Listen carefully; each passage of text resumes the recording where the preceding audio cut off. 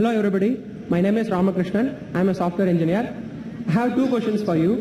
The first is, what does Islam say about donating organs after death? Is it okay or is it prohibited? Second question is, what does Islam say about atheists? That's it. The brother has two questions. I think non-Muslim are one they're asking two, no problem. The first question is, what does Islam say about donating organs? Second question is about atheists. As far as the first question is concerned, what does Islam say about donating organs?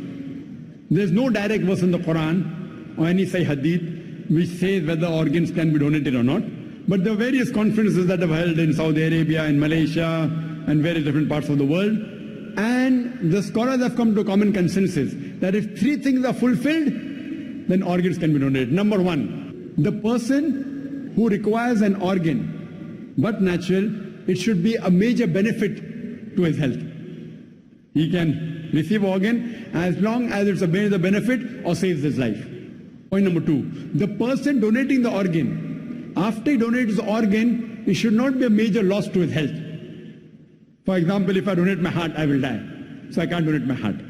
But the doctors say that out of two kidneys present, a person can even survive with one kidney. So if my mother has a kidney failure, both the kidneys have failed, I can very well donate my one kidney to my mother, even she lives when I live. But naturally, after a person dies, if he wants to donate any other organ, that is permissible. But if he's alive, he should not donate any part of the body which will cause a major damage to his health or a loss of life. And the third criteria is, it should not be for money. No one should sell organ. If all these three conditions are fulfilled, then organ donation very well can be done. As far as the second question is concerned, what does Islam